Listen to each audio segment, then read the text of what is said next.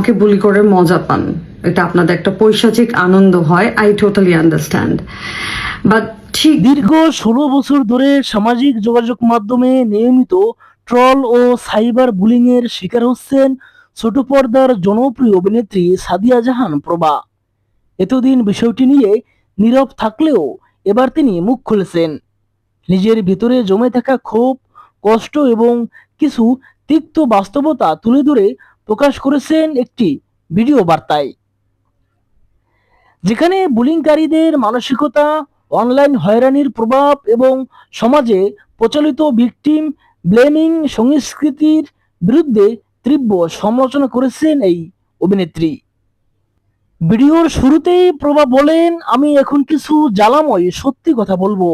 আমি অনেকদিন সাম্প্রতিক সময়ে ঘটে যাওয়া ব্যাপার নিয়ে কথা বলি না। ভেবেছিলাম কথা বলেও তো আসলে কোনো লাভ নেই, কিন্তু নিজের দায়বদ্ধতার জায়গা থেকে মনে হয় যে কিছু জিনিস চোখ বন্ধ করে থাকা যায় না।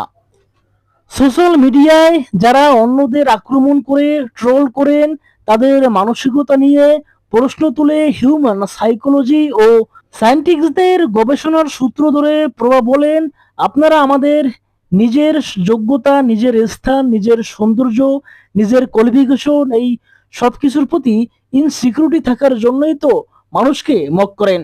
আপনারা আপনাদের নিজের যোগ্যতা, নিজের স্থান, নিজের সৌন্দর্য, নিজের কোয়ালিফিকেশন, এই সব কিছুর প্রতি আসলে আপনাদের ইনসিকিউরিটি থাকার জন্যই তো আসলে আপনারা মানুষকে মক করেন। এটা আমার কথা না, এটা হিউম্যান সাইকোলজি।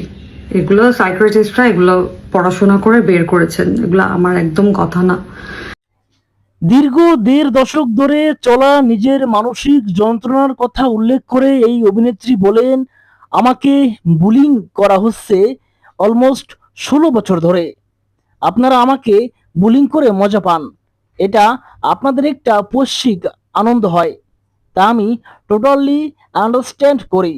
কিন্তু ঠিক যতটুকু আমাকে বুলিং করছেন তার যদি ৫০% আমাকে ভিকটিমকে করে, বাকি ৫০% ক্রিমিনালকে খুঁজে বের করে মক করতেন, ওকে নিয়ে লেখালেখি করতেন, ওর চেহারাটা বারবার মানুষের সামনে আনতেন যে ও একজন ক্রিমিনাল, তাহলে পরিস্থিতি এমন হতো না। সমাজে ক্রিমিনাল নিয়ে কথা বলা উচিত, ভিকটিম নিয়ে না। দে আর already their life is in trouble, their life in miserable situation, but আপনারা ঠিক যেই পার্সন একটা ভিকটিমকে বুলি করেন, ওই পার্সনটার হাফও যদি ক্রিমিনালটাকে বুলি করতেন, তাহলে এই তন্ময়দের জন্ম হতো না।